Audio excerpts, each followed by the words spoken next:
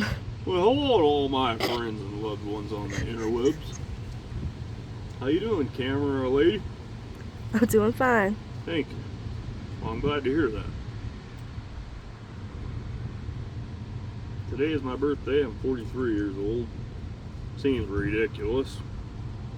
And I'm smoking my Rattray's olive wood pipe. Don't know why I decided to get a couple of cheap olive wood pipes, but I did. Anyways, Carolina Rose. If you know about her, if you know about me, you definitely know about her because she's way more popular than me. But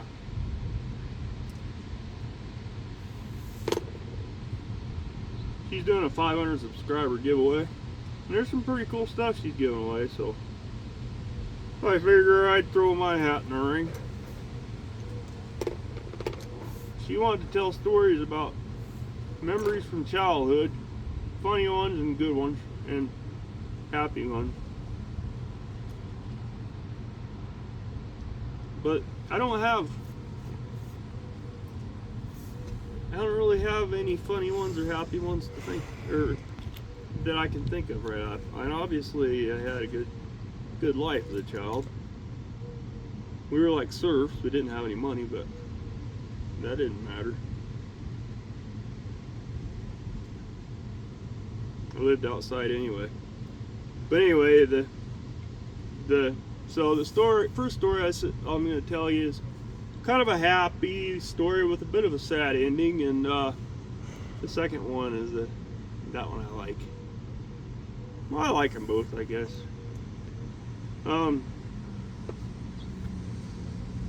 So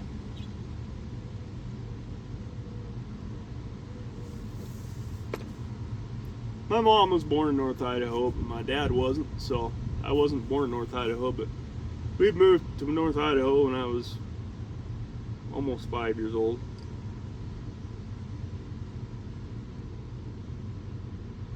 So we were going shopping to Coeur d'Alene, the town's named. It was about 80 miles from where we lived.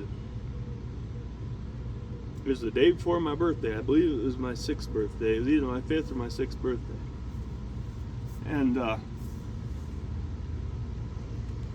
might have been my 5th birthday, because when I got a bike for my 6th birthday.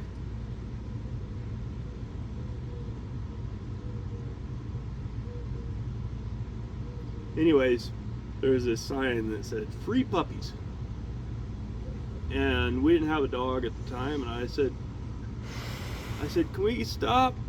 I said, I want a puppy for my birthday.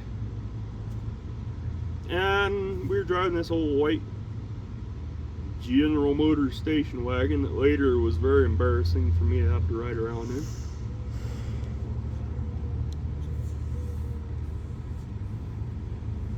But much to my amazement, the old station wagon drove right into the yard, and we went over there, and they had 2 puppies. They were free, of course, and they were a Welsh Corgi cross with something, so they weren't large dogs, but this was a puppy when I got it. But anyways, one of them had a tip on its tail, a white.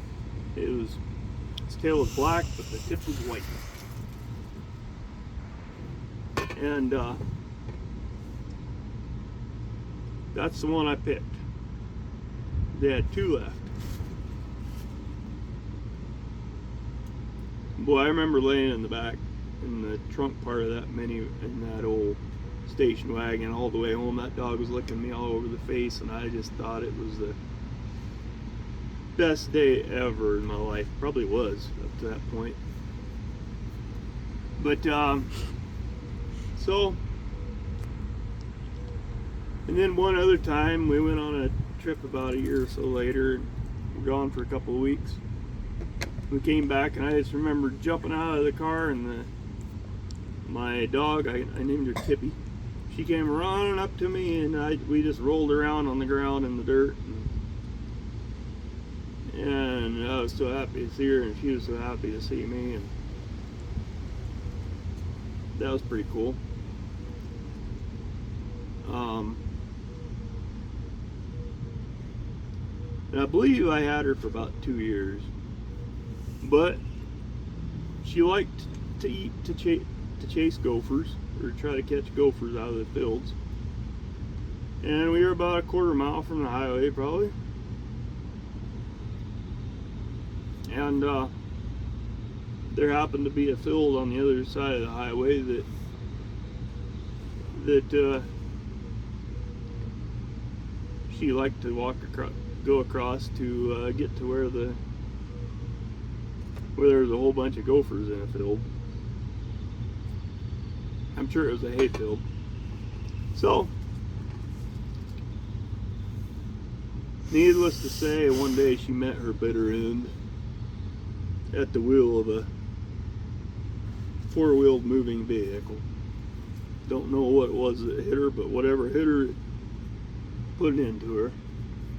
And so we had pigs and chickens and stuff. So my dad had stuck her in this plastic feed bag that they're weaved like a gunny sack, but it is made out of plastic. They were white. And I had an older brother that was about 3 years older, and then another brother was about 2 years older. The oldest one, he was kind of a bookworm, but the younger brother, he liked to get in trouble and cause fits and be a nuisance to me all the time. Used me for his personal entertainment, which was fine. But I learned how to defend myself that way. But, because I could always outrun him because he was kind of fat. And I was normal body shape, so if I made him mad enough, I could outrun him. As long as he was forgetful enough to where he got over being mad by the time he remembered again. But anyways, so we were out there, the three of us, my dad and my next older brother and me. And my dad was digging a hole to bury the dog. And my brother kept saying, "You gonna cry? You gonna cry? You gonna cry? Come on, are you gonna cry?" So of course, there's no way I was gonna cry under those circumstances. That would have been horrifically embarrassing. My dad said, "Oh, it's okay if he cries. It's a sad day." Nope, I was not gonna cry, so I didn't. And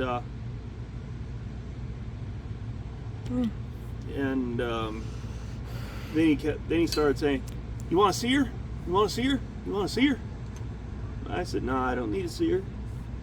Well, he put the bag right in front of my face and opened it wide open. And she's kind of laying in the bag upside down. And I saw the little white tip of her tail. That's the thing that was etched in my mind. That there's my Tippy dead in a sack. So we buried her and went into the house, and life went on. Now my next story is a little bit better of a story. Well, I don't know. But we lived like serfs. So that was before my dad started. Well, he started his own business, but it took a little while before he started making money. And so we didn't have any money. But we lived out in the outdoors anyway, so it didn't really matter. But money was scarce, and we didn't get allowances or anything like some other kids I knew got. But every now and then there was just a horrible job. Usually it was in the springtime when it was slushy and muddy and rainy, that my dad did not want to do, but he knew it had to be done. And one was, I think I did that one twice maybe. Crawl through an air vent and go into the crawl space under our old trailer house and shut off the water main so he could fix the plumbing. And it's wet and muddy down there, and there's cobwebs everywhere you go. So it was a miserable job, but when there was a job that my dad absolutely did not want to do, he would ask me, I'll pay you $20 if you do this. And $20 is a lot of money back then, and I didn't make 20. I had to mow a lot of lawns for $20. I was probably 10 or so by that time. 9 or 10. And so it didn't matter how miserable the job was, I just jumped on it. I was like, absolutely, I'll do it. There was no bargaining or anything.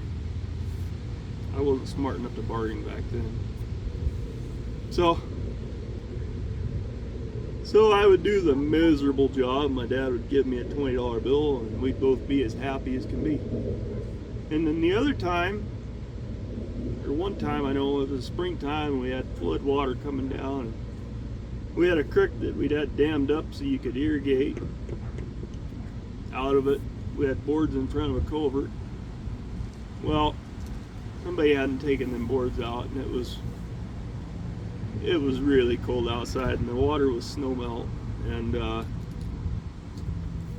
it was cold, and somebody needed to crawl into the water and reach way down in there and grab them, pull them boards out of there. There was a pretty good current pushing against it, so the culvert could actually carry more water, so hopefully we wouldn't get quite as much flooding.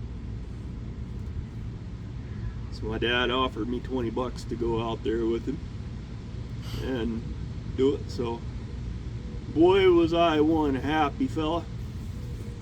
We went out there, and I pretty much had to get completely in the water, and it was cold, but I managed to pull them boards out. I got my $20. The flooding problem went away, and I was happy. So was my dad, because the miserable job that he didn't want to do got done, and all he had to do was, well, he had to pay $20, I guess. So that's a really good memory. There was nothing more I liked than when my dad would say, hey, I got a job for you, you want to make $20? Because any other job we do, I was just expected. But if there was something really miserable that wasn't in our realm of a job, it's like in the creek there, my dad had to hang on to one of my arms so I didn't go floating down the creek myself. If it was miserable enough and it wasn't my job, like cutting the grass or things like that, then he'd offer $20 to do it if it was a really miserable job to do, but it had to be miserable. So anyways, how you doing, Ebony? Doing just fine. That's my camera lady. She's doing a fantastic job without complaint, and that's pretty impressive considering me. Anyways, Carolina Rose, this is for you.